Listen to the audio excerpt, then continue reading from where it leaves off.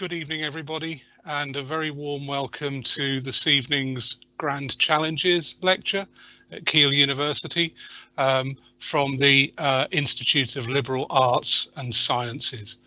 Just to introduce myself, my name is David Amigoni. I'm Pro-Vice Chancellor for Research and Enterprise at Keele University, and I'm delighted to chair this evening's event, and in doing so I'm keeping the chair warm for Professor Jonathan Wassling, who is the Director of the Institute for Liberal Arts and Sciences and Executive Dean for the Faculty of Natural Sciences. My thanks to Jonathan for inviting me to do this.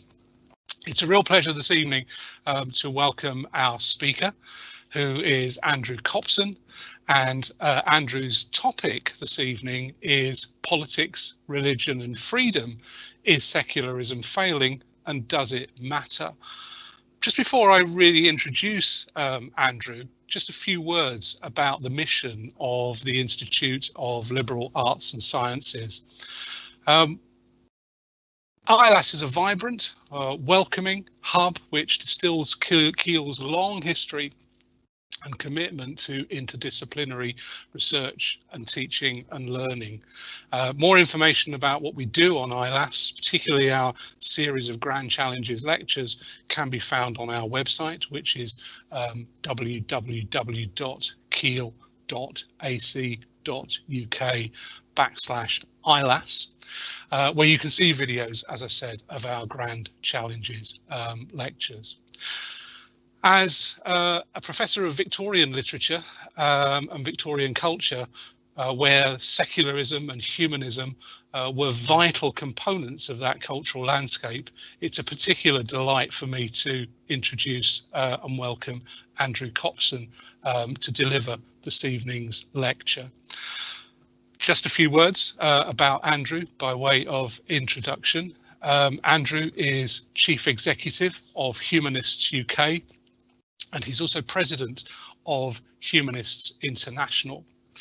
In fact, he's a Midlander by background and origin, and I've discovered in looking into his background that he was born in Nuneaton, and he went to school in Coventry, and so to that extent he followed the footsteps, you could say, of one of the great secularists and humanists of the 19th century. That was George Eliot, who was born in Nuneaton and schooled in Coventry. His education took him to Oxford University, where he studied modern and ancient history. And he has gone on to write extensively about the importance of secularism as a movement. So his last book, Secularism, Politics, Religion and Freedom, in 2017, was republished in 2019 by Oxford University Press as Secularism, A Very Short Introduction. And this book is widely hailed as an indispensable analysis of the problems and challenges facing states in relation to religion and politics today.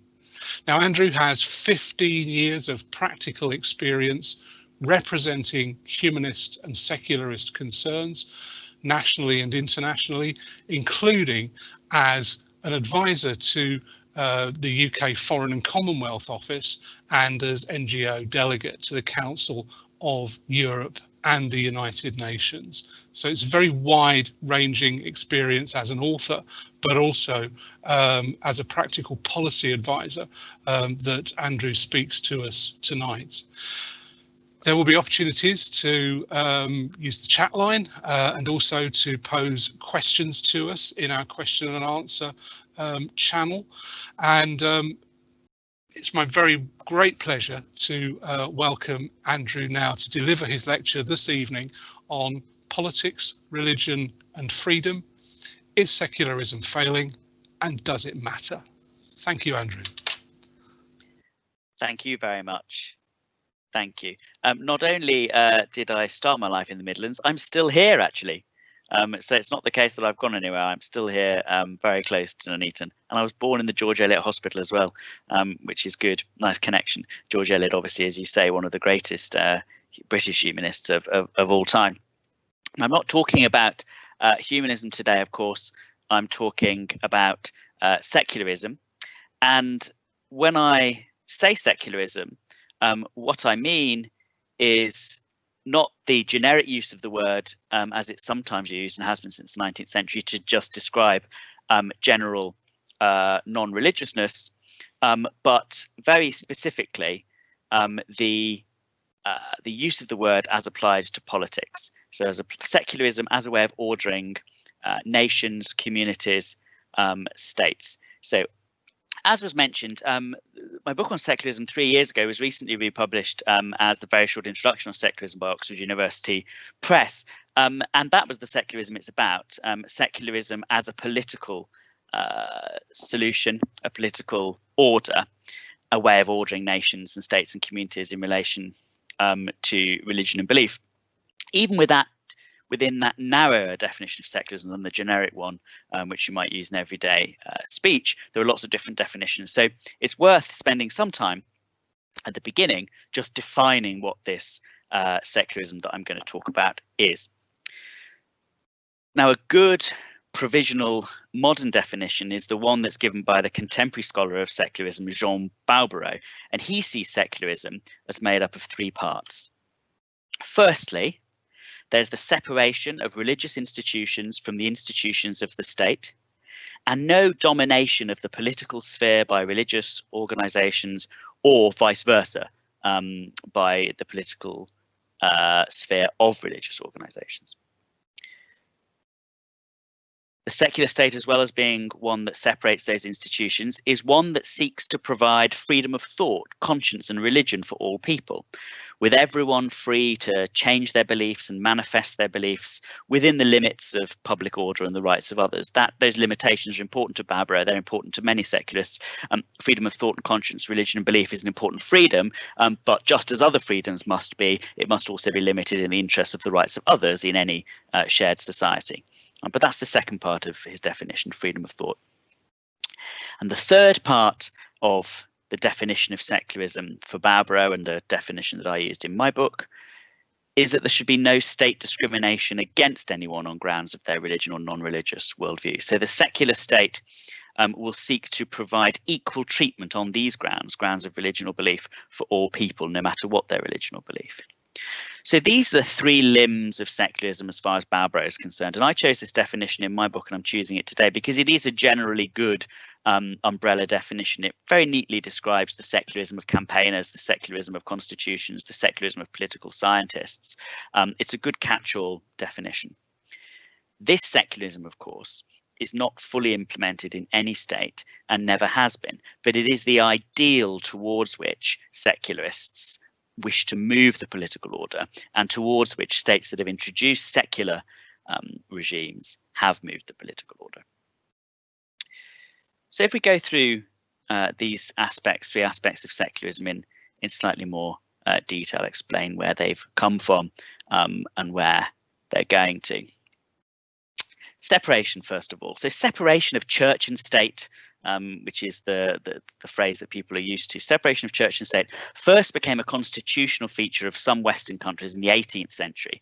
But the separation of religious institutions from state institutions has also been a feature of societies elsewhere in the world, in ancient India, for example, as well as at other times in history. So some pre-Christian political arrangements in Europe also separated religious institutions from state ones.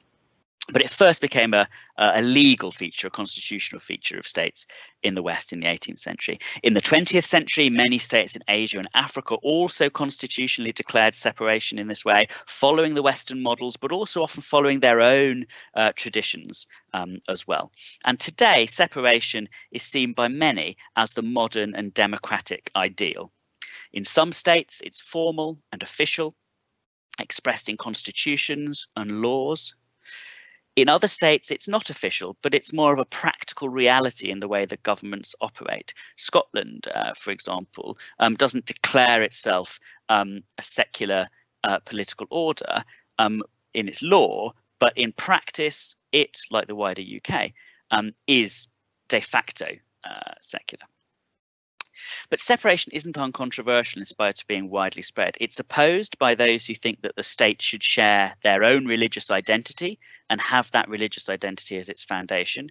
And it's also opposed by those who think that making the state not religious disadvantages religious people in some way and is unfair.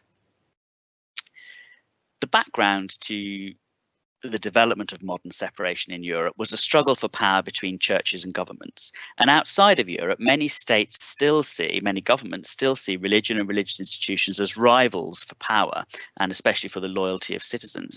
And these states often regulate and control religious institutions as a result. And this too is a rejection of separation, or at least a denial that separation has to involve non-interference. In the West today, far more commonly, the motive for separation is to give equality of citizenship to all people of all different beliefs and not to alienate them by declaring a state religion they don't share. Freedom of thought, conscience, and religion. This freedom, like separation, has been a feature of a number of societies and legal systems in history, but again was first elaborated as a legal guarantee in the modern West. It evolved from the official policies of religious toleration that developed first of all in the Netherlands and then elsewhere in Europe as a way of recognizing an individual's conscience. So this co-develops, the idea of freedom of thought co-develops with the idea that the individual person has freedom of conscience of their own, not just the obligation to follow the decisions of their ruler in relation to confessional beliefs. And it was in the guise of religious freedom or freedom of conscience that this first became a legal right. And under that name is still a very valued part of US political culture in particular. Since the introduction of universal human rights in the 1940s, this is now recognized as the right of freedom of religion or belief. And the word belief there includes non-religious worldviews. And it's also recognized as being itself part of the wider freedom of thought and conscience. I'm going to quote at some length from the United Nations Human Rights Committee about 30 years ago when they described the right to this freedom as being far-reaching and profound, encompassing freedom of thought on all matters, personal conviction and the commitment to religion or belief, manifested individually or in community with others, theistic, non-theistic and atheistic, as well as covering the right not to profess any belief. It entails the freedom to choose a religion or belief, including the right to replace one's current religion or belief with another, or to adopt atheistic views, as well as the right to retain one's religion or belief. So it's a comprehensive, universal freedom. It applies to all people. But the Human Rights Committee also agreed with Barbro's observation that we mentioned earlier, that in some limited circumstances it can be acceptable to restrict this freedom. They said that the right to have a religion or belief is protected unconditionally. The right to have a belief is protected unconditionally, and no one could be compelled to reveal it or to change it. But that the right to act in accordance with your belief in a way that affected others could be subject to some limitations, as long as they were prescribed by law and were necessary to protect public order, safety, or the rights and freedoms of others. So again, although this is a massive and comprehensive human right that a secular state wants to guarantee, the secular state will also recognise that it isn't an unlimited and untrammeled one to the extent that it can be allowed to interfere with the rights of others. Beyond simply that freedom, the freedom of people to hold and manifest their beliefs, the secular state envisaged by Barbro and increasingly by other secularists today goes further and guarantees equal treatment on all grounds to people, regardless of their religion or non-religious worldview. And this idea was formalized much more recently as part of secularism, much later than the first two aspects. Internationally, it was set out in 1981 in the Declaration on the Elimination of All Forms of Intolerance and Discrimination Based on Religion or Belief by the United Nations General Assembly. And they said no one shall be subject to discrimination by any state, institution, group of persons or person on grounds of religion or belief. And they called on all states to take effective measures to prevent and eliminate this type of discrimination. It's in Europe that this type of discrimination has been most comprehensively outlawed in legislation, and that the principle of equal treatment has been most completely implemented. The political scientist Alan Carling said that this had three aspects, and they're all quite equally important. So, firstly, equal legal protection for individuals against harms that arise from their identities. So things like discrimination, harassment, victimization, or hate crime, the extension of those laws against those things to include religion or belief as a category. That's the first aspect of this sort of equal treatment. The second aspect is not about harassment of individuals, but is an equal treatment of religions and belief systems themselves. So meaning that state authorities don't prefer one religion or belief over another in public life. For example, you see how in the UK we have religious schools that are mostly Christian, that are funded by public money. This equal treatment of religion and belief would have it that either they should be got rid of those schools, or that everyone should have access to that state funding. All different beliefs should have it.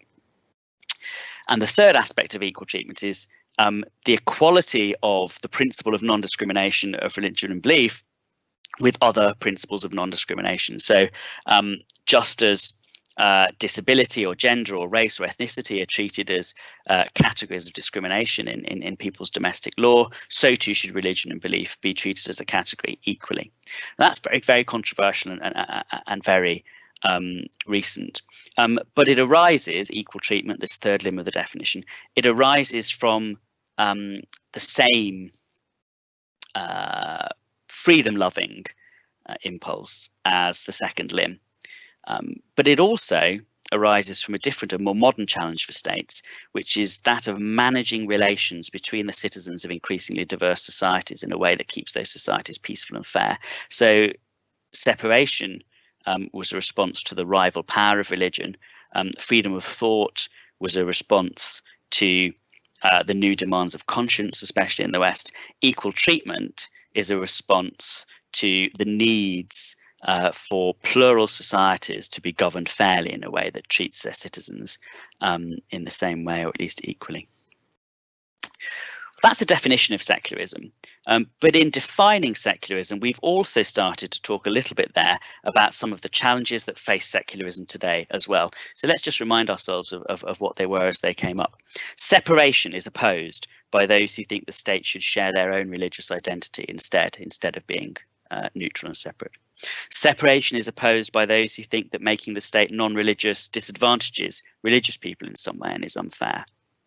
Separation is opposed by some states who see religious institutions as their rivals for power and for loyalty, and they want to regulate religious institutions and control religious institutions as a result. Freedom of belief is opposed. It's opposed by some, but it's rarely opposed outright. Normally, states try to limit it in different ways, and that usually focuses around the notion of harm. We mentioned that everyone agrees there can be some legitimate limitation to freedom of thought and belief in the interests of preventing harm from others. What you find with people who oppose freedom of thought is that they will try to enlarge that notion of harm to include, most obviously we've seen, of course, in the world, to include notions of offence, saying somehow that being offended is being harmed and therefore the state should limit other people's freedom of expression so that I can be prevented from offence. So people don't often oppose freedom completely. They oppose it, in bits. And that's the same with equal treatment. So many states do oppose equal treatment on grounds of religion or belief. Many political actors today do that. More than will say they oppose freedom of belief, but normally they'll actually be trying to just limit it in different ways, usually by giving exemptions, perhaps, from general laws to people on religious grounds, hence treating them unequally, or more usually by just failing to legislate to introduce equal treatment in the first place. We'll come back to those challenges because that's an important topic that I want to address.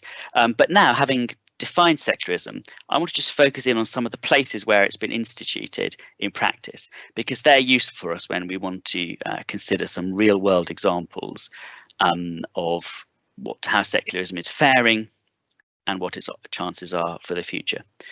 So that's the definition of secularism theoretically. Let's look now where it's defined in reality. France, of course, is the state the secular state par excellence in people's minds. If you say secularism, people will almost always immediately think of France as the preeminent example of that. And that's been very obvious in our own news media in recent days, when the secularism of France has been much discussed and filleted by news journalists and commentators in connection with violent terrorist attacks that have unfortunately yet again assailed civilians in France. French secularism, or what they call quite distinctively laïcité, it almost can't be translated into generic secularism. It's so specific and so French, such a specific product of French politics. French secularism began in the 1789 revolution. When the revolution, French Revolution, overthrew the monarchy, it also overthrew the Catholic Church, which was extremely powerful, extremely repressive. This is a caricature, but a fair one. Extremely repressive and hand in glove, really, with the monarchy. And the revolution produced seismic new thinking about the rights of human beings. It produced a Declaration of Human Rights, and one of the rights that was enumerated in that declaration was that no one may be disturbed on account of their opinions, even religious ones, as long as the manifestation of those opinions does not interfere with the established law and order. So a groundbreaking, a revolutionary idea that no longer could the state control your religion or belief. It was up to you. The church was broken up. There was a de-Christianization of many aspects of public service and public life. Napoleon reversed some of those changes when he became the emperor of the French. But through the 19th century, France, albeit with some political struggles, tended secular. And by the end of the 19th century, secularism, laïcité, had become an important part of the state. In the 1880s and 1890s, compulsory prayers at the opening of Parliament were abolished, chaplains in the military were abolished, Catholic symbols on public buildings and monuments were all abolished, state-funded health and education services were secularised, clergy were removed from the public boards of hospitals, the faculties of schools and universities, and a new secular education system was introduced for the whole country. And as a culmination of those reforms in the late 19th century, a 1905 law on separation of church and state was introduced, which said the Republic ensures freedom of conscience. It guarantees the free exercise of religion under the provisos enacted hereafter in the interest of public order. And that pretty much has endured for the last century or so.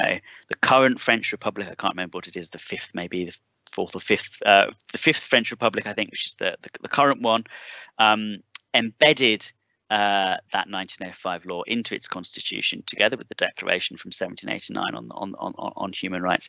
And as a result of these provisions, France is the secular state that it can claim to be today. And if we review it against Balbrow's definition, there is no domination of state institutions by religious institutions. The law, at least, provides for freedom of religion or belief. And the European Commission's regulations on equal treatment have been adopted into national law. However, as is very clear, recent controversy over the treatment of Muslims in particular in the Republic has called into question France's commitment to the equality of persons of all different beliefs. And so French secularism now, having been quite a consensus matter by the end of the 20th century, now in the early 21st century, is challenged in two ways. Firstly, by the re-emergence of religion as a political question, which we'll come to later, but also in the temptation that the state now has in front of it to over-regulate religion. Remember, we said that a secular state doesn't want dominance of politics by religion, but it also doesn't want control of religion by the state. And the temptation, of course, in France at the moment, as we've seen with Macron's new law, in response to what he sees as an Islamist threat, a clash of civilizations type threat, has started to talk about making inroads into confessional freedom. So that's a double challenge for French secularism today. The second state that is, as it were, totemically secular, at least in law and constitution, is the United States. Now, American secularism is quite different from French laïcité.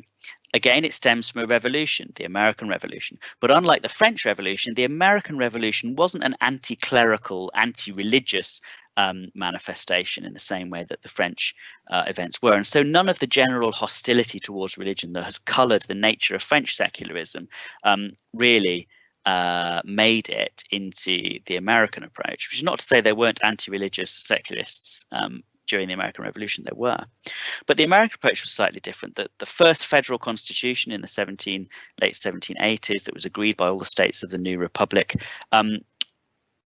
was the first constitution in the Western world to outlaw religious discrimination in public office. It prescribed that no religious test should ever be required as a qualification to any office or trust under the United States. That contrasted with a situation prevailing almost everywhere else in the Western world at the time, specifically in England, where even attendance at university was only allowed for Anglicans, but certainly all public offices were only allowed to Anglicans.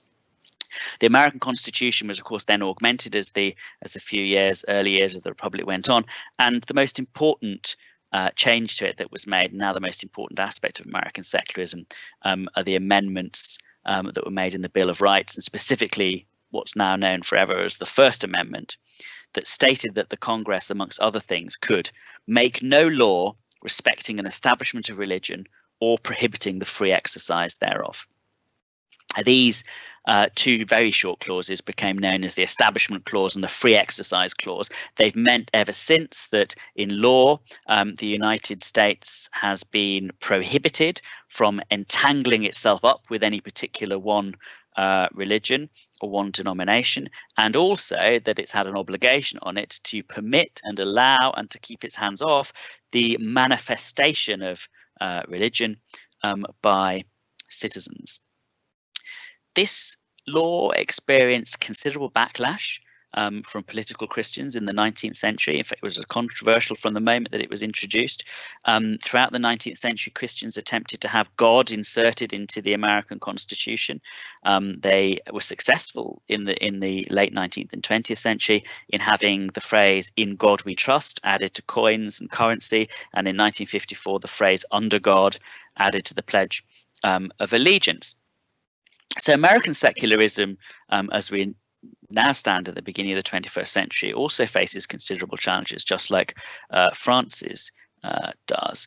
American secularism is different from France's. As I say, it's expressed more as a guarantee of freedom of religion than it is as a civic identity to replace religious affiliation. And separation of church and state for America is really just the mechanism by which religious liberty is meant to be secured. Even today, Americans, unlike French patriots, don't feel any great attachment to the concept of secularism. It may be even the opposite, but they do feel great attachment to the concept of religious freedom.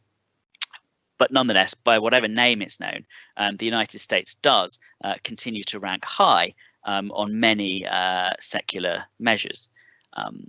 There's the Establishment Clause, which does prevent establishment. There's the Free Exercise Clause, which does maintain a big carved out space for freedom of conscience within the United States.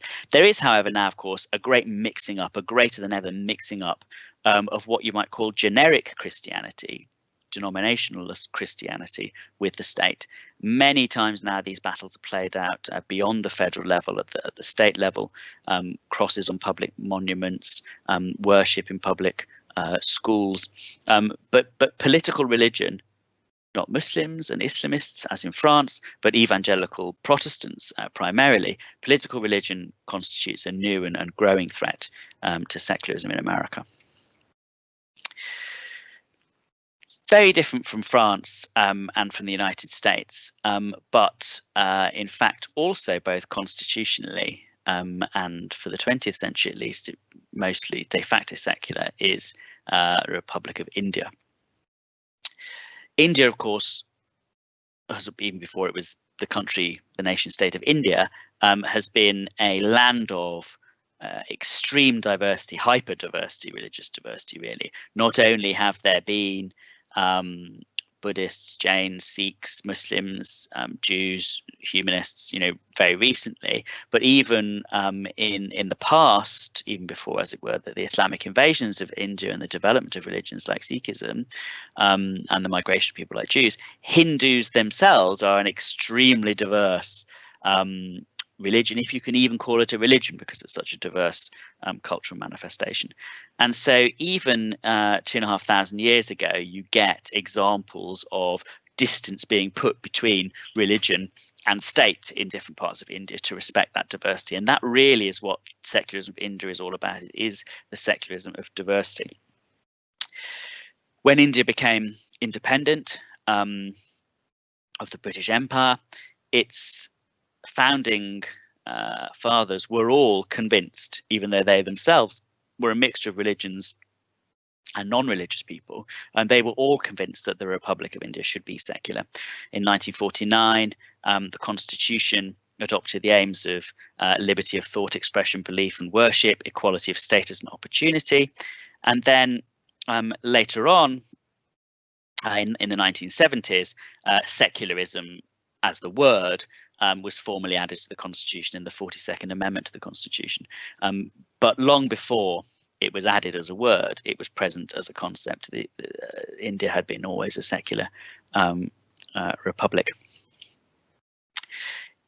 In general, as in France and America, the secular provisions of the Constitution operated in the 20th century to the greatest possible extent that they could have. There were issues, particularly in respect of applying a uniform civil code to all Indians, which was strongly resisted by many Islamic groups.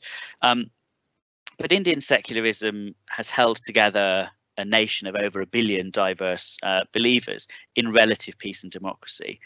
Secularism has greatly assisted that. And Indian secularism rejects not just theocracy, but any formal links between the state and religious structures. It's similar to that extent to secularism in France and in America. But if American secularism arose to protect religion from the state, and if French secularism arose to protect the state from religion, then Indian secularism is really about protecting people of different beliefs from each other, about maintaining a sort of civil peace in a country of great diversity. And that, of course, these days raises problems of its own when we come to consider the challenges that are currently faced by secularism. We'll notice that particularly. That's 3 states where secularism is formal. It's in the Constitution, it's the law as applied by the courts, it's the political culture in many cases, and that's an important type of secularism. The 4th place, though, in which I want to talk about secularism as being instituted is in just almost every state that tends modern. In 1948, in the Universal Declaration of Human Rights, this right to freedom of religion or belief that we talked about as being constitutive of secularism was established as a universal human right in the Universal Declaration. Everyone has the right to freedom of thought, conscience and religion. This right includes the freedom to change the religion or belief, freedom alone or in community to manifest and so on. So although 8 nations did abstain in the adoption of this declaration, no nations voted against it in 1948. And in 1976, it became international law. It's a peak of secularist achievement. It asserts the principle of freedom of religion or belief. People of many religions' beliefs had a hand in its creation. Its principles of pluralism are the opposite of theocracy. And many anti-secularists across the world opposed it at the time. But in the second half of the 20th century, the international political pressure on states to respect the rule of law in the international system was significant. The superpowers of the US obviously was seen as secular, as were other states with global significance, like France. States that were seen as success stories of modernization, like India and Turkey, were seen as having adopted secularism. And all of this added up to a certain pressure on states, if they wanted to join this new community of nations that the world order was adding up to at the time, to at least pay lip service to this arrangement. And so we can say really that in the 20th century, most states most emerging states tended secular. And even where secularism was not official, a secular ethic emerged in practice as the basis for political values. Civil and criminal laws in practice took on a secular basis, moving from a shared religious basis to a non-religious basis. That's some detail on the states where secularism has been introduced. And again, just as when we were looking at the definition, we've also uncovered some of the challenges that secularism faces in practice. In France, from the challenge of a new Muslim population. In America, from the ongoing challenge of political Christianity.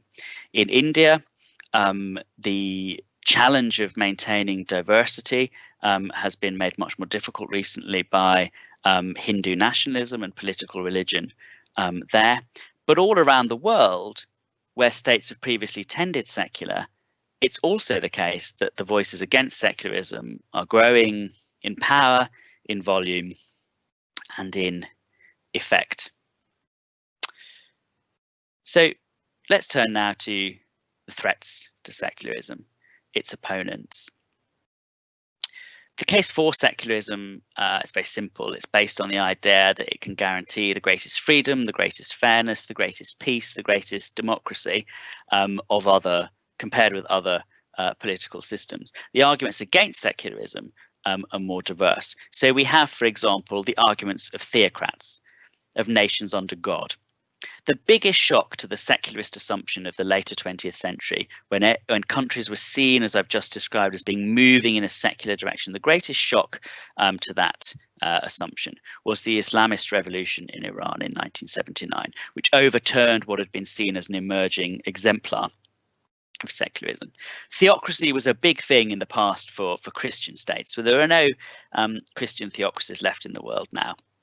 All of the theocracies, all of the states that have adopted religious principles as the base of their laws today are Islamic states, and it's their epitome in the last part of the 20th century was the Iranian regime. And if you want to read the clearest modern restatement of the theocratic case, then it has to be Ayatollah Khomeini's pamphlet of 1979, Islamic Government, which laid out the theocratic assumptions that all you need to do for good politics is not apply a secular principle that relies on democracy and engagement of diverse citizens, but just apply the scriptures and you'll have the rules for living that you need. That's a very obvious opposition to secularism. Less explicit, less violent, less extreme, less comprehensive, but still opposed to secularism are the arguments of the established churches. Countries like Denmark, countries like the UK, until very recently, countries like Sweden and Norway, which have now changed. Sweden in the last few years disestablishing their church, Norway beginning to follow the same process. Now, it's been a long time since the Anglican Church was theocratic, 300 years or so since it thought they could make everyone an Anglican and the Anglicanism should be the legal identity of every person, although they tried to maintain that for as long as possible throughout the 19th century. And none of the official Christian states of today, like the UK, is a full theocracy. But the established church arguments are still at play. The UK offers a very good case study of this. The argument for an established church in the UK is that unlike secular states, an established church can, by prioritizing one religion, somehow put its arms around people of all religions, and this is a more nurturing environment for modern diversity. So this is a quite under the radar in a sort of Anglican way. Anglican here, Lutheran in other countries in Europe, of course. This is also a threat to secularism, a case against secularism. The third base of opposition to secularism, which barely exists these days in the world, so I put it only almost as a historical matter, although of course you could argue China comes into this category too, is nations under Marx, as it were, as opposed to nations under God. This is the states that are really atheocratic. So they're like theocracies, but what they impose instead of a religion is a particular form of ideological atheism. So the Soviet Union at some stages in its existence, certainly Albania under Hoxha, Cuba, North Korea, China to some extent, if China can be described as anything, it's such a unique nation state. they're the flip side of the theocratic coin, basically anti-secular, because they establish, in the same way that a theocracy establishes a religion, a particular non-religious view. You don't have to be a theocrat or a totalitarian to deny the fairness argument for secularism. The fairness argument for secularism is also denied by modern day, you might call them romantic conservatives if you're well disposed to them. You might more accurately call them ethnic nationalists if you're less well disposed to them. We see this, of course, in Europe. We see it in countries like Hungary and in Poland, where politicians make arguments for national identity that are rooted in religion. Christian, usually, sometimes they put Judeo in front of the Christian to make it seem more inclusive, and they talk about Judeo-Christian culture. People like Steve Bannon, the former advisor to President Trump, people like Orban in Hungary, people like the current government in Poland, or Salvini in Italy. On the other side of the denominational divide, Hindu nationalists in India, people like Modi and the movement that he has grown out of. The idea, just as in Europe, Orban's idea that to be European you must be a Christian, Modi's idea that to be Indian you must be a Hindu, and that Hinduism is somehow the folk religion and culture of every Indian. This conservative argument, the idea that society is not the product of a social contract that we rationally agree to as citizens, and that we create our politics in a way that respects our diversity, but instead that the nation is some sort of organic entity that has an identity of its own. This is a big threat to secularism today. I could mention in the same breath as that Turkey, where the same anti-secular religious identity is being pushed by Erdogan, of course, and his movement there. Then we have a multiculturalist argument against secularism, the community of communities. This is an important one that threatens secularism, especially in the West. The idea that, especially with growing diversity, that it's not individual freedom of conscience that we should be thinking about, but freedom and equality somehow for groups. So this is the idea that motivates the creation of separate schools, faith schools for different religions, doesn't think about the child's right to freedom of conscience, the equal treatment for individuals on grounds of religion or belief, but instead says, don't look at the individual, think about the unit, think about the community, let's talk to community leaders, let's have community institutions, let's have separate but equal arrangements. That's very common now, of course. To some extent, it's been a feature of Indian secularism, but it's growing as a criticism of secularism in India now as well. And then we have, often informing the multiculturalist argument, a liberal argument, which is the most dangerous one for secularism today. And the most sophisticated case against secularism comes not from the theocratic or from the conservative opponents, but from liberal critics, its own children in a way. And this argument is damaging because it strikes at the heart of secularism's most precious claims. The myth of neutrality argument has it that far from guaranteeing the liberal freedoms that secularism values, secularism inhibits their realization. Secularism pretends to be neutral, say these critics, but in separating politics from religion, it's not neutral. It implicitly favors non-religious ways of reasoning, living and thinking over religious ones. And even worse, because of its Western origins, the non-religious ways of living and thinking it prefers are a sort of secularized Christianity, which is doubly incompatible with non-Christian religions. This argument is initially plausible, but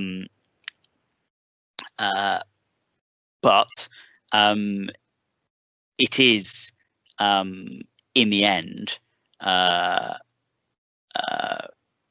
debunkable. I don't think I've actually got time to debunk it now, but maybe it'll come up in the questions, because I hope to just very briefly, in the last 5 minutes, talk a little bit about the chances of secularism, having just rehearsed there some of its opponents. So with such an array of opponents against it, and being challenged in so many states where it has previously been strong, and even in its very definition being questioned, what are the chances of secularism in the present day? Is it failing? and is its future rosy? Well, first, there's a problem in that we said at the beginning that we asked at the beginning, does secularism even really exist? The definition of secularism we gave was an ideal one. It's not a secularism that's ever been really instantiated in any political order completely. Jonathan Fox, who coordinates the Religion and State Project at Bar Ilan University in Israel, produced a large analysis of every state in the world and broke them into 4 categories to do with the arrangements they have between religion and the state. The categories, just briefly rehearsing, the first category was states that have an official religion. The second category was states that support a preferred religion or religions without declaring an official religion. The third category was states that treat religion neutrally, and the final category was states that were hostile to religions. And he found that not only do very few states declare themselves secular in their constitutions, but if secularism is taken as meaning a separation with equal treatment, then only a maximum of 40% of states in the world could even be declared secular, and that's very generous.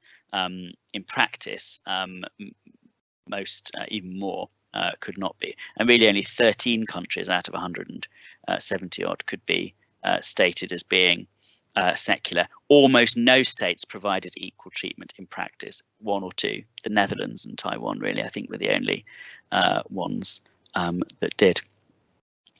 So there is, before we even consider whether secularism is failing, a question to ask about whether it really even exists, or whether it was just a 20th century pipe dream that was always doomed to never be implemented.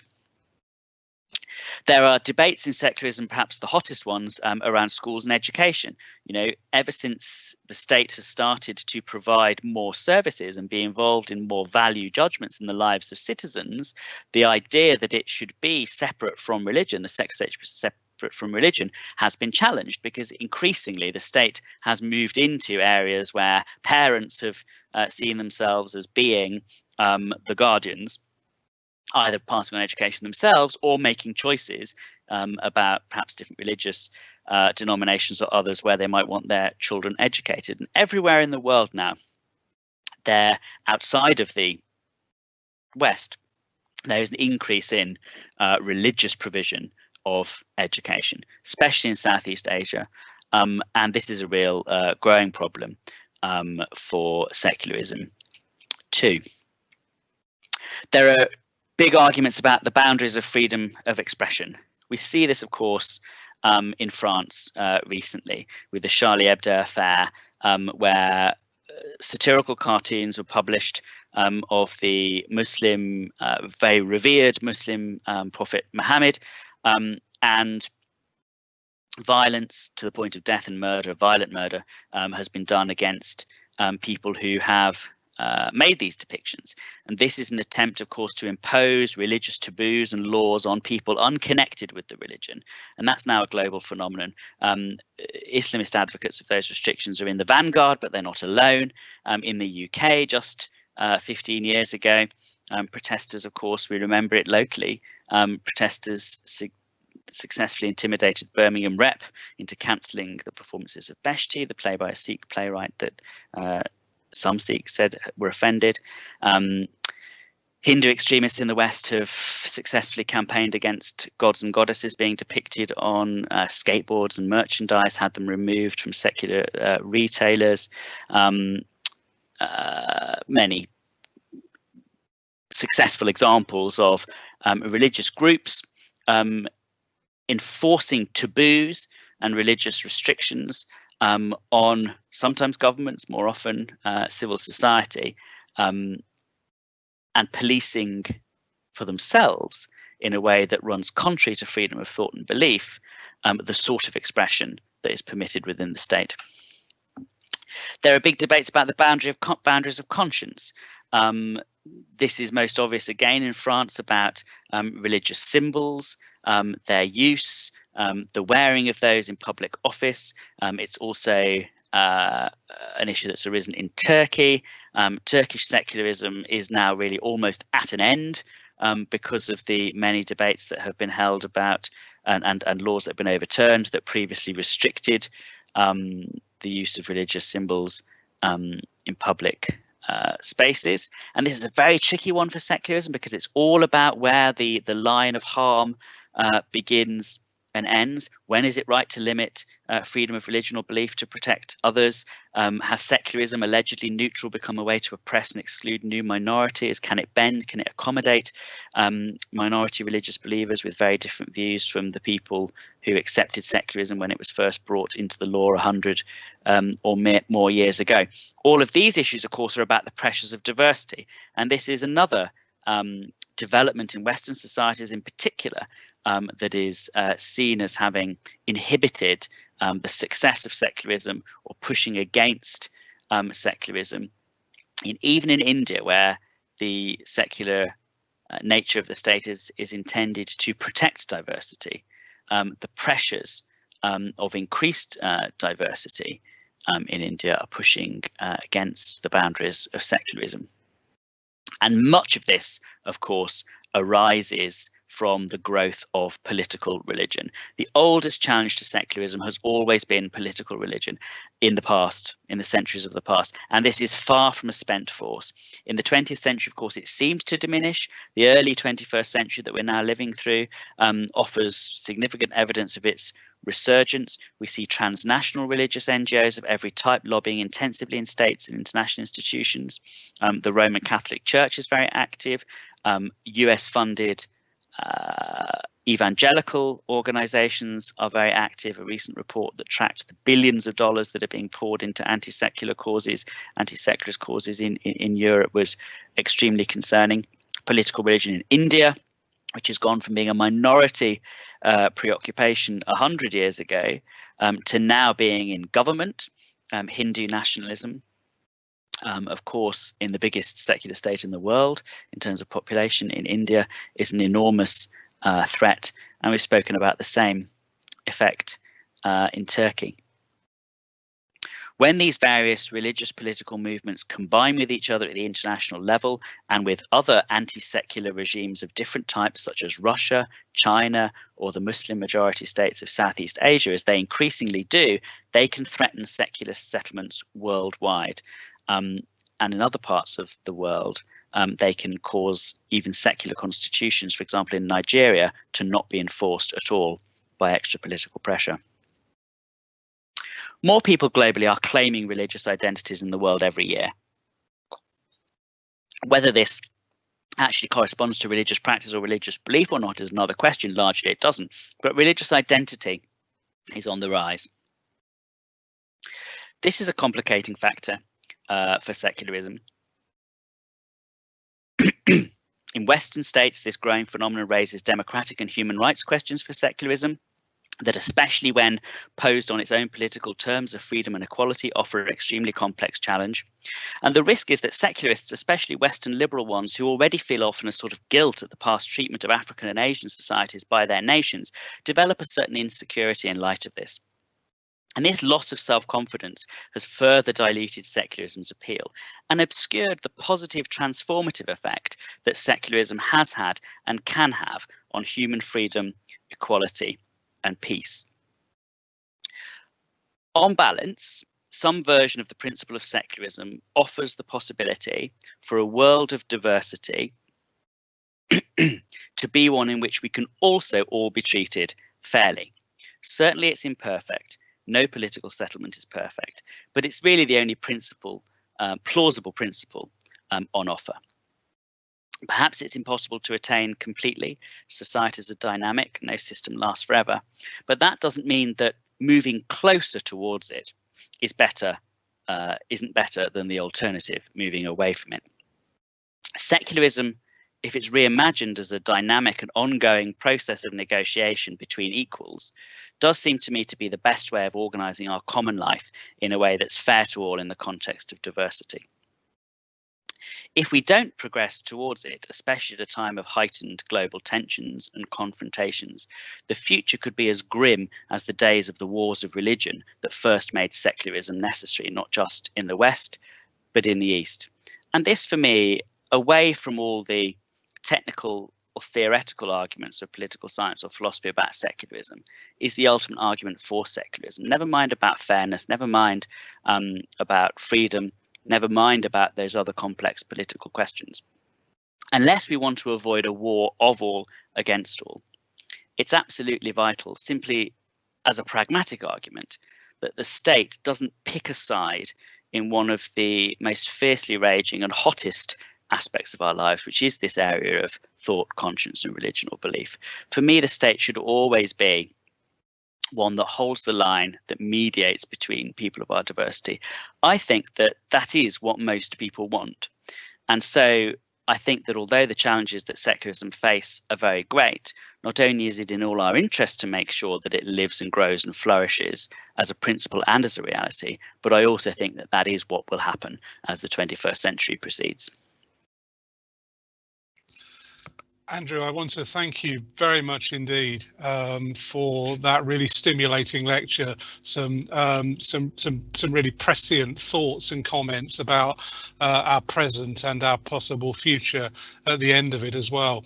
I'm really pleased to say that there's been some chat and some question and answers going through the course of your lectures. So if it's okay by you, I'd like to just put one or two of those questions to you to get your response, and my thanks to the audience as well for providing many of those questions. The first one I want to pick up on is it links to your example of France as one of the principal secular states and the particular challenges that it faces at the moment. And the question that's posed is around multiculturalism. And the question is multiculturalism partly to blame for the current challenges faced by secular states, specifically France, but you used other examples, so do feel free to range widely. I think that one of the challenges that French secularism is facing is the assumption, is a multiculturalist assumption by both liberals and by hardline Catholics and Islamists actually as well in France as well, which is that there's and it stems from the growth of equal treatment laws in Europe. So, and it is a genuine challenge for French secularism. So French secularism is a separation of religion and state that prioritizes freedom of thought and conscience for the individual. And it's not so good at dealing with community manifestations of religion. In fact, it avoids them. And this isn't just in relation to religion. You know, the centralized French Republic famously also seeks has sought in the past to prescribe local languages, regional diversity. It's tried to standardize really everything. And I think it's quite bad, therefore, at dealing with the idea of communities. You see it in Macron's current language. You know, he's worried about states within a state, you know, communities that are cordoned off from other parts of the state, because in France, you know, the French Republic wants everyone to be French first and foremost and completely. But that's not the expectation that global culture now gives to people. People today expect to be and are part of other communities. And migration, especially into Europe, from outside of Europe, I mean, today is not like the migration of the past. People who migrate to Europe now, and even their descendants in the second or third generation, don't just feel connected to the nationality which they currently inhabit. They may have joint nationalities. They may, through media that they engage with, whether it's social media or whether it's traditional media now by satellite or online, they may feel part of whole other cultures and communities as well. And there's an expectation increasingly for everyone in the world that we can be part of those other communities all the time, and that our identities can be multiple. And that, I think, is the extent to which multiculturalism, the multiculturalist assumption, which is becoming the assumption of all of us now, our natural assumption in the world that we live in. That's the way I think specifically in which the multiculturalist assumption threatens the secularism of France, because the secularism of France is a civic identity as much as a political settlement, and it doesn't deal very well with multiple identities. And so the expectation, unfortunately, that people, many of us have now, including certainly Muslims in France, but also people of other religions in France, the risk is that France can't meet their expectation, and that there's the tension between their expectation and what the French state is capable of actually doing in that area, snaps, which is part of what we see when violence erupts, of course. Thanks very much, Andrew. I mean, just to follow on from that question, and to pick up on one of the points you made and didn't feel able, for time reasons, fully to develop in the course of your lecture, was around that idea of the myth of neutrality. And I just wondered, from what you were saying about that very strong civic identity that comes in from the French tradition, to what extent do those arguments around the myth of neutrality come into play in that context that you've just been outlining, but also perhaps, you talked about the way in which that criticism could be debunked. So is there anything you'd want to do with that? Sure. Well, the first part is that I would definitely agree with, I think, your implication, which is that sometimes secular states and secularists don't do themselves any favors in this regard. Secularism is and should be, and Barbaro himself, who I quoted at the beginning, when he was on the French Commission on these matters, recommended that secularism does have to be a dynamic principle. It has to change over time. The secularism that was instituted at a time when French people were either Catholics, Protestants, or free thinkers is no longer the secularism that is suitable when there are people of all different confessions and religions. It is easier for a Catholic to wear the symbol of their religion, the cross, under their shirt than it is for people of different religions, Sikhs, Jews, Muslims, whatever, to wear the symbols of their religion. And so to treat people the same is not to treat them equally. Anymore, in France, as an example. So certainly, that is a problem. The neutral treatment, impartial treatment, disinterested treatment is no longer having equalitarian outcomes, and that's a problem for secularists. It is a problem, but it's not an irresolvable one. And you can play with the principle of equal treatment to, even just there, we've just explained and agreed why, I've agreed with myself, but you know what I mean, how it is a challenge. But I didn't do that by using theocratic logic or by using, ethnic nationalist logic. I did it by using a secularist's own arguments. So I think that demonstrates that secularism is capable of making those adjustments, and it should do. And the risk is that the risk in France, for example, I don't want to bash France. I'm not interested in bashing the French situation, but the difficulty in France is that they have trouble, I think, separating the secularism from the French nationalism, from the civil identity, and they are in principle separable, and one of them can be adjusted, and I think ought to be. There is no reason, for example, why French schools shouldn't be making available non-pork dishes to children from families who don't want to eat pork, which has been one of the ridiculous issues that some French secularists have tried to maintain is somehow, a matter of principle. It's not. In terms of the myth of neutrality on its own and countering it, there is no doubt that it is a difficult one. It's a tricky one because, and it's not just in France. Let's move away from France. The myth of neutrality argument was well made by Mormons in the United States, who took some of the earliest free exercise of religion cases in to the Supreme Court, because they said, look, we've got a constitutional right to the free exercise of religion, but when I marry two wives, I get convicted of the criminal offence of bigamy. How is that fair? This isn't neutral, a neutral approach. It's the Protestant view of marriage, pretending to be secular and saying that, but actually being imposed on me, a Mormon. And Muslims make the same argument in India when marriage law reform is proposed there. They say, look, there's no reason why men can't have more than one wife, and so often this argument is made, and it's summarized as, you say this is neutral, but actually it's an encoded or secularized version of your religious assumptions. I think that the response is sometimes, I think there are three responses. The first is to say, well, look, it's not actually often secularism doing the injustice that you complain about if it is an injustice.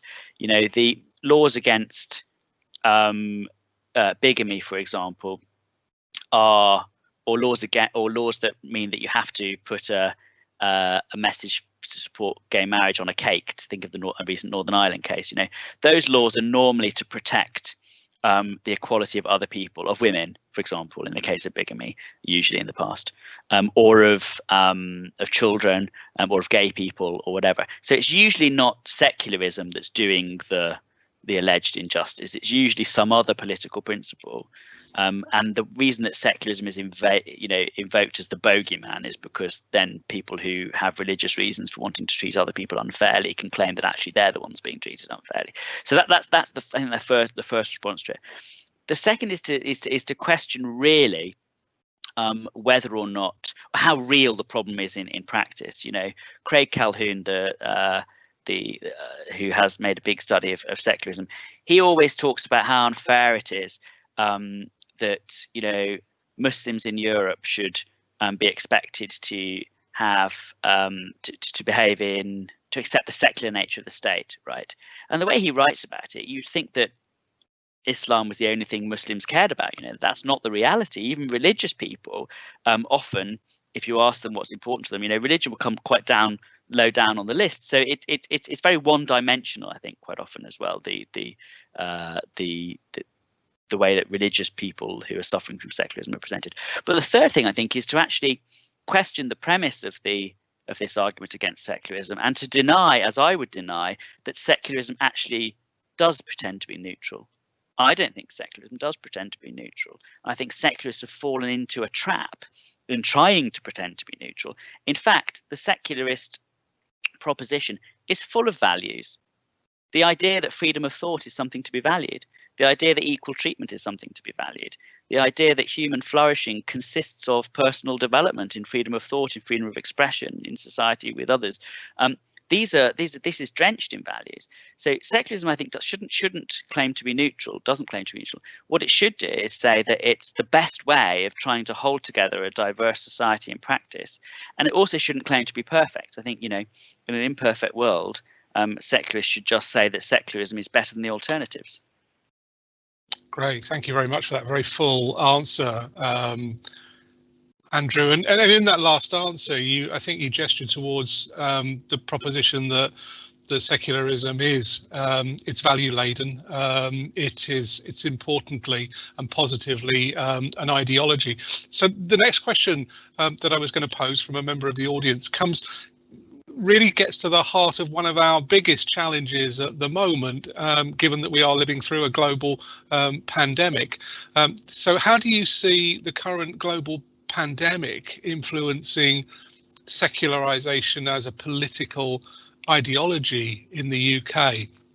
And an example that's given is the pending restrictions to be placed on places of worship, places of faith and worship. So just any thoughts and comments on that?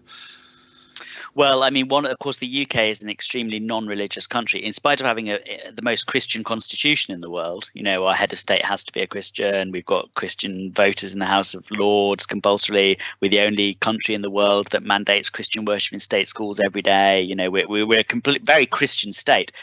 But in fact, the strange additional fact about Britain is that, together with New Zealand, we're probably the most non-religious society in the world. Most people don't have a religious identity, which is very unusual in the world. There aren't many countries where most people don't have religious identity. We're one of the very few. 95% of people don't attend a place of worship on an average week. That is huge in global terms. I mean, that makes us like the least worshipping country in the world. And most people don't have religious beliefs. The vast majority, in fact, only 15% of people in recent polls have any have Christian beliefs about God and Jesus. You know? So we're very non-religious. Your field of study probably deals with why all that's happened in our country, but that's where we are as a country. So I don't think that religion is of great importance. I think that one of the things about the pandemic, actually, in the community response to the pandemic, I think, was how secular it was. You know, and it was about neighbourhoods and local areas. You know, people of different beliefs, but because of the nature of our society, mostly non-religious, helping out, signing up for volunteering. And research obviously showed that there was no difference between religious and non-religious people in their propensity to volunteer in that way. But I still do think, of course, that the UK, although it's not a secular state, and it does privilege Christianity in particular and religion in general, should aspire to be secular. And part of that secularity would be valuing people's commitment to their own religions or beliefs. And I think that as a result, if I were asked to, you know, if I were an MP voting on the restrictions around the coronavirus regulations to do with religion or belief, I would probably vote against them. I think that probably people should be allowed to have access to they can have access to their places of worship under the new rules, of course, but they should be allowed corporate worship. But I wouldn't treat that as any differently from people's non-religious manifestations of the same need. You know, I'd also make exceptions for people needing to go to care homes to see people, you know, sort of. I think what a secular state needs to find a way of doing, and it's difficult, is to draw a line somehow between the extra respect and protection that needs to be given to people's deepest convictions, and whether religious or non-religious, and all the other stuff. And that's a real challenge for a secular state. You see that problem in case law around employment, where we now have protections on grounds of religion or belief for staff, and you see employment tribunals really struggling with how to distinguish between just something you feel like saying you believe that day or doing that day, and then your profound convictions, which are on the grounds of which you're protected from discrimination. That's why we get strange cases about vegans and pacifists, and, you know, coming up in the news all the time. And so it is difficult to make that distinction. But I think on the whole, any state should try to give strong protection to people's freedom of conscience in that way. And when it comes to the specific example of worship, I would allow that to continue, you know, even in the emergency period that we're going into. Globally, the coronavirus pandemic has had a very negative effect on secularism, because it's led to a global growth, of course, in scapegoating of religious and belief minorities in different countries. It's led to crackdowns, especially in many Islamic states, under the cover of COVID restrictions, a great curtailment of civil liberties. It's had a negative effect on almost every liberal aspect and liberal aspiration in states all around the world, and that's a big problem. Thanks very much again for that, Andrew. And I've got just two questions to finish with, which I think they present quite interestingly kind of opposing views, perhaps, of the of the future.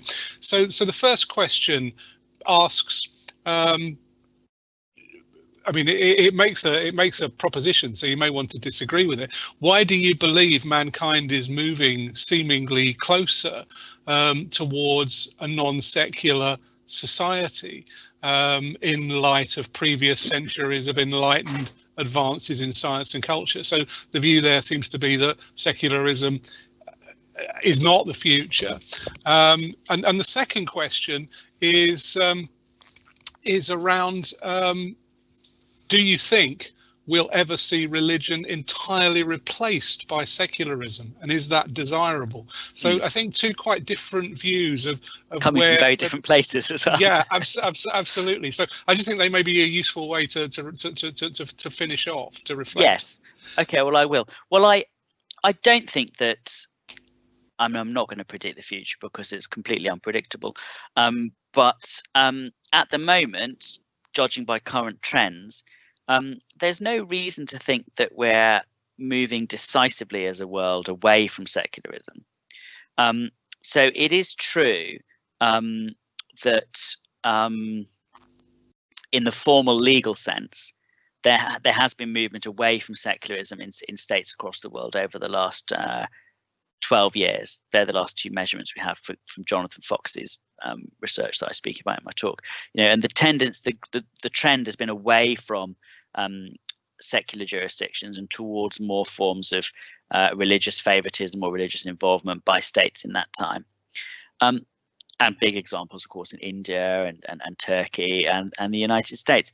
But little things can have huge ramifications in that, I mean, we're sitting here waiting to find out who's going to be the next president of the United States, and that can have a huge effect on global trends.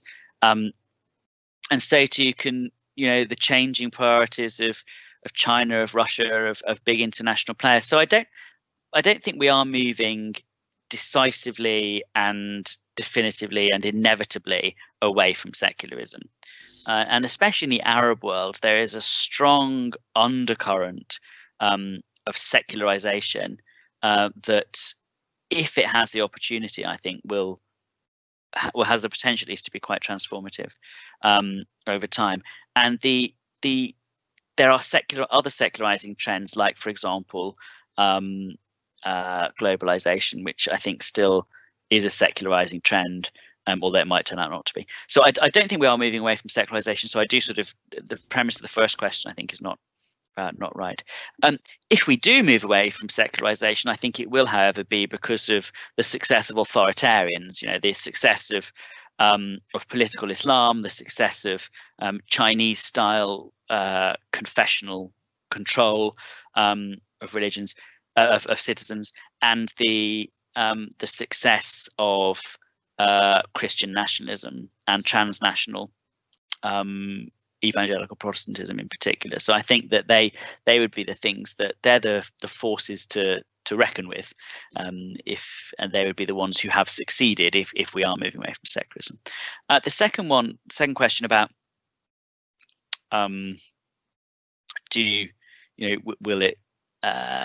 will secularism replace religion? That was right. Yeah, that's right. Well, of course, secularism doesn't seek to replace religion. It seeks to give every person the maximum possible freedom of religion. And so I think that that won't happen, nor is it desirable. Is it desirable that religion should disappear and that humanism should somehow replace it? Which is a question I'm quite often asked, not in connection to secularism, but in connection, as it were, to my other topic. And I always feel like the pressure on me there is to say, yes, humanism's the right way and it must be adopted by everyone, of course. But I don't think so. I mean, the moment that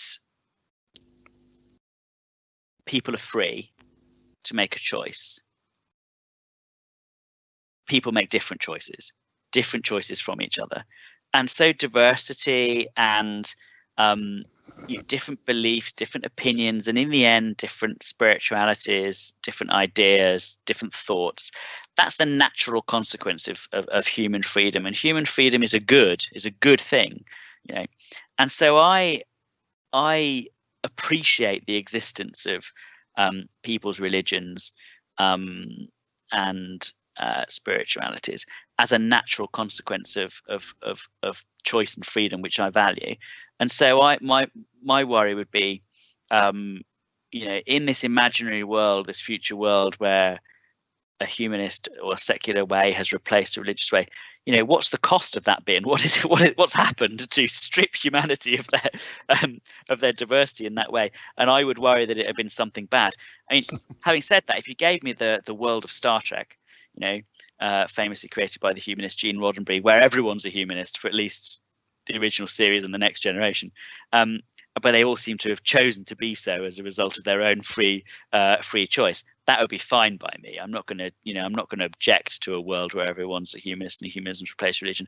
But I don't think it's very likely. And given that the cost would probably be a huge decline in human diversity and all the sort of colour and richness that gives human cultural life its appetizing flavour, then I probably wouldn't pay that price. That's great. Thank you very much, Andrew. So the idea of the prospect of Star Trek being the secular future, but with that added diversity as part of it, I think we can all we can all subscribe to that. I want to thank you very much indeed, Andrew, for a fantastic lecture this evening. It raised incredibly important questions about our present and our future, and it explored how we got here as part of our history, and it's a really distinguished contribution to our Grand Challenges lecture series. Thank you very much. I'd just like to thank everybody in the audience for their questions and their participation, for joining us tonight, and just one or two thanks for a wider team before we finish. Thanks to everybody who's been involved in the smooth running of tonight's event. Rob Stannard, the Liberal Arts Programme Director, Helen Cuddy in our events and conferences team, and Dan and Jake from our AVS services, who made everything run smoothly this evening on the technological front. And indeed the whole ILAS team, with particular thanks to Steve Kilner for all his coordinating work. Just a very quick announcement, you'll see it on the screen in front of you, just to remind you that our next event in ILAS will be the 5th postgraduate conference, which also marks the launch of Keele's new doctoral academy. The conference will include a virtual poster gallery with online voting leading up to and on the day, panel discussion, research-specific breakout sessions, 3-minute thesis competition. That's great. Do involve yourself in that, and create your own thesis competition with prizes announced during the day. The conference is open to all. At any time during the day, and if you'd like to attend, please register by Friday the 13th of November, so just about a week to go before that deadline, and further information will be sent to you ahead of the conference. So many thanks again for your attendance this evening. We look forward to welcoming you again to future events, and then finally once again my warm and sincere thanks to Andrew for an excellent lecture. Good night, everybody.